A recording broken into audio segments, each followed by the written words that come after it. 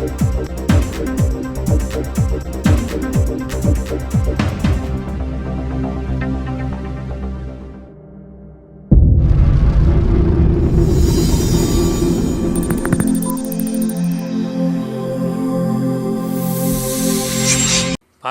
మన్యం జిల్లా సాలూరు మండలంలో గిరిజన గ్రామాలన్నింటికీ రోడ్డు సౌకర్యం కల్పిస్తామని స్త్రీ శిశు సంక్షేమ గిరిజన సంక్షేమ శాఖ మంత్రి గుమ్మడి సంజయరాణి అన్నారు.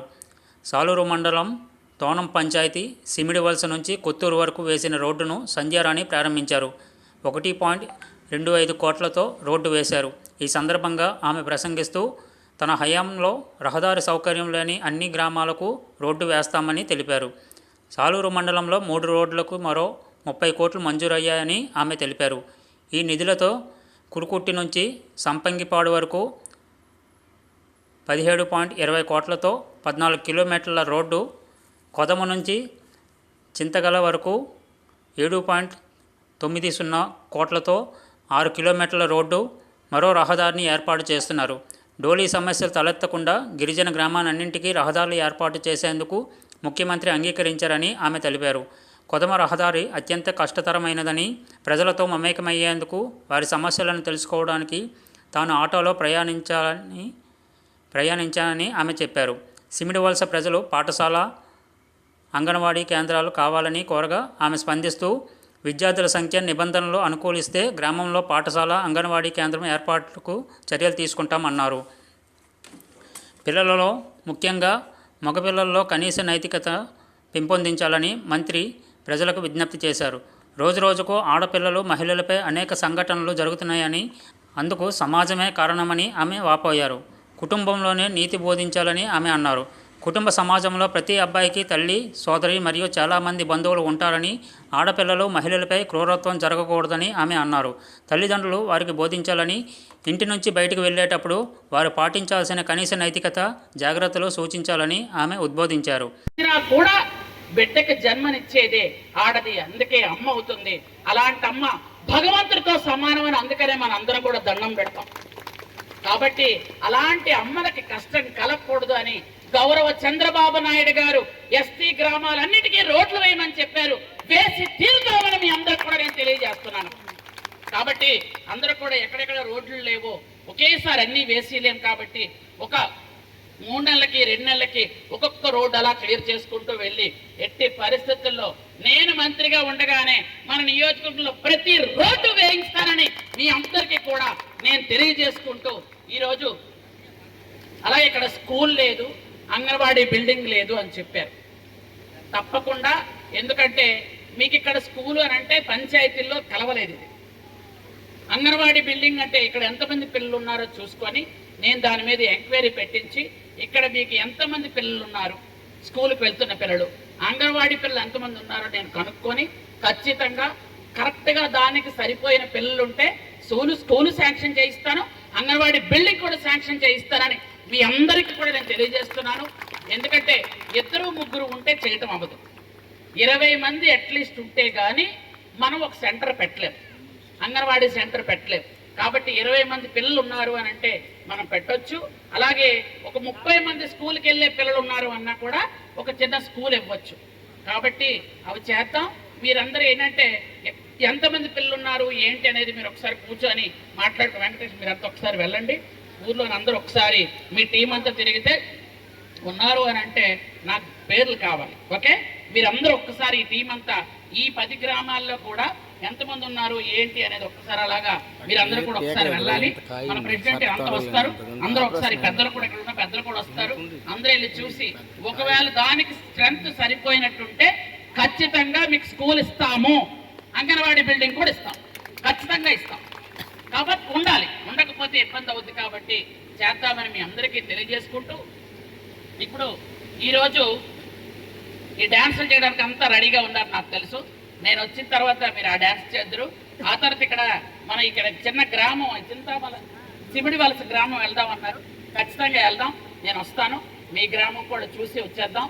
అయితే మీ అందరికీ మీరు బయటికి వెళ్ళాక అమ్మాయిల్ని వక్ర బుద్ధితో చూడకండి, అమ్మాయిల్ని కామెంట్ చేయకండి, అమ్మాయిల్ని ఏమీ అనకండి అని చెప్పాల్సిన బాధ్యత కూడా తల్లిదండ్రుల మీద ఉంది. అలాగే మీరందరూ కూడా ఒక్క విషయం చెప్తున్నాను.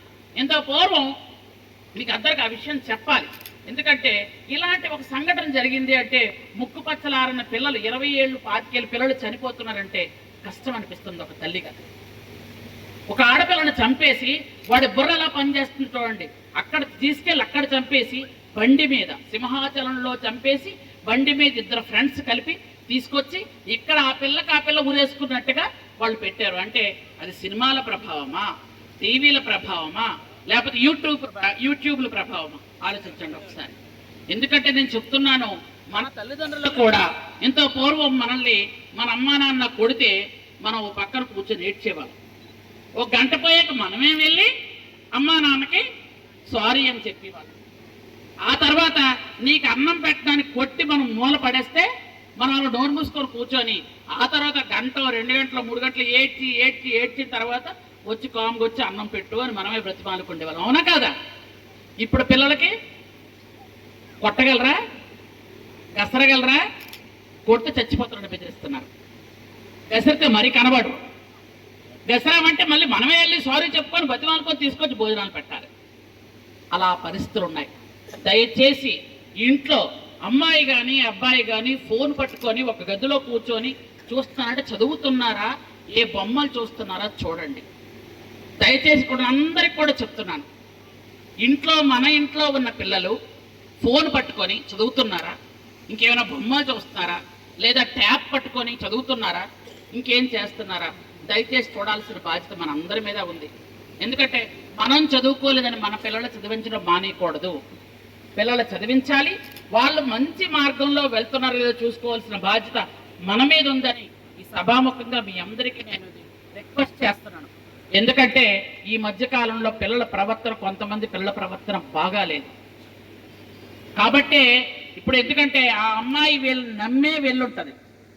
వీళ్ళు వెళ్ళిన తర్వాత చంపేసి తీసుకొచ్చి పెట్టారు అంటే వాళ్ళ బుర్రలు ఎలా పనిచేస్తున్నాయో ఒకసారి ఆలోచించండి మీరు. అలాంటి వక్ర బుద్ధి ఉన్న వాళ్ళకి ఇంట్లో అమ్మైనా ఒకటే, చెల్లైనా ఒకటే, అక్కైనా ఒకటే, ఎవరైనా ఒకటే.